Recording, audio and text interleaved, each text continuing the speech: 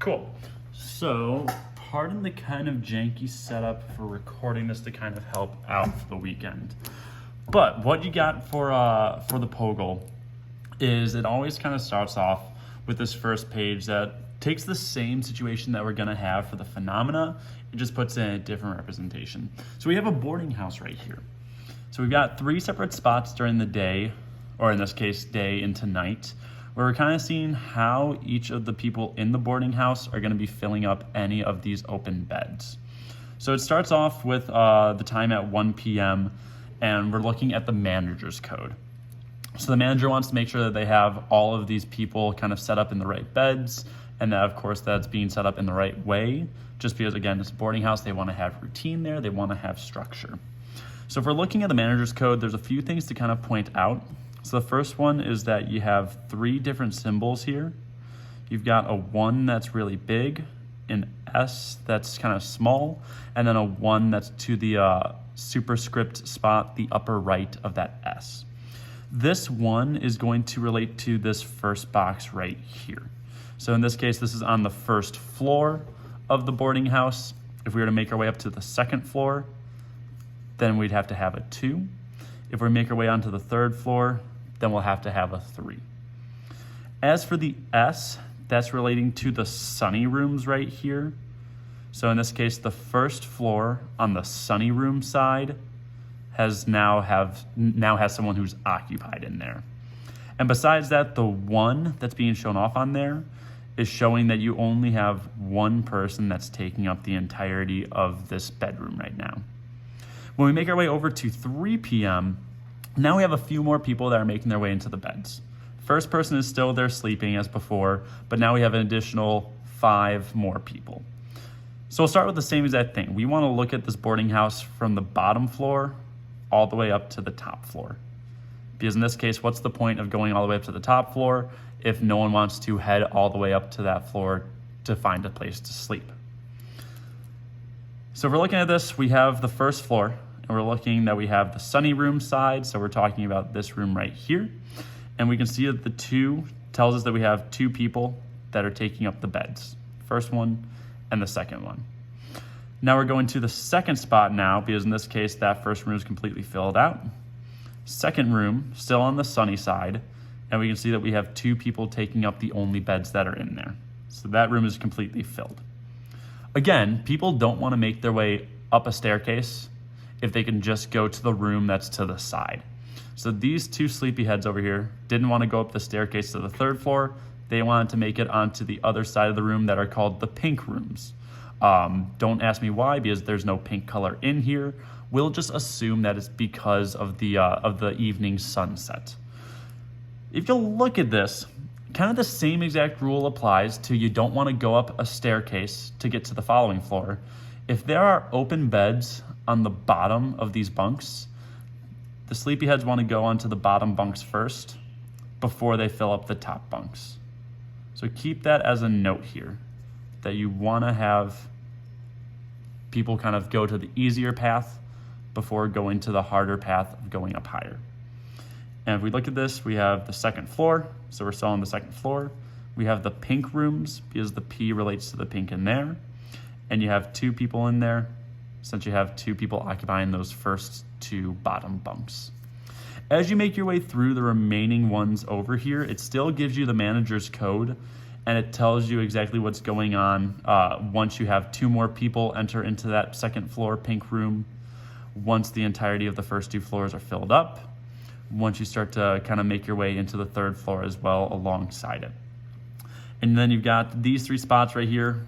What does the black dot mean? What does this staircase looking symbol mean? In this case, it's talking about the same as these symbols right here. And then as for the 1S2, 2S2, 2B6, 3S1, just kind of matching those up there. As you make your way through it, questions 2 through 5 are kind of relating to all the information that you worked your way through on this first page here. So talking about referring to Model 1 and kind of noting some of the certain times that you were looking at the boarding house. So if it says 5 p.m., then you're looking at the 5 p.m. slot right here.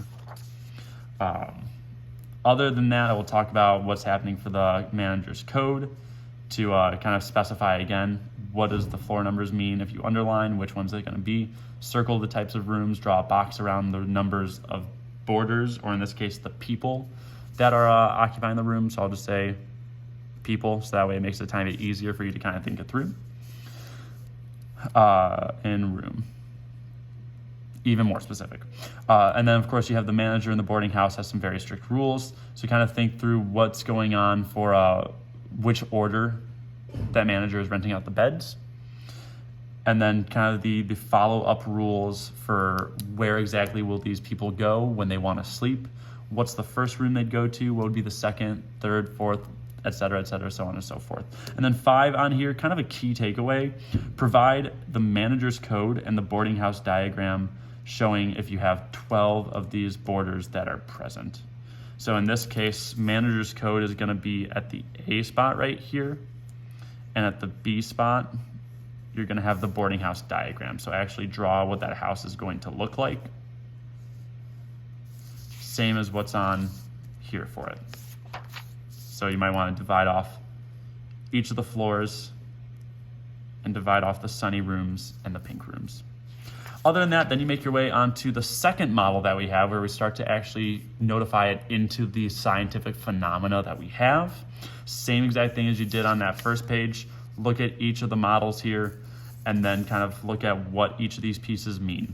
If you kind of notice, there might be some similarities between these two models.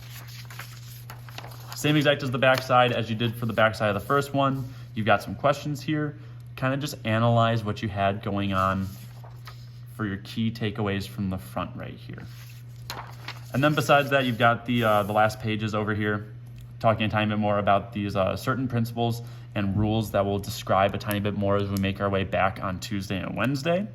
And then of course, talking about the symbols that we had, providing the name of the description of the, in this case, it says analogous component. All that means is if we have these boxes here, these arrows, and these codes right here, how does it relate to the 3 different symbols that we had from page 1? Other than that, you have the last page. Another key takeaway, kind of a you try it out now.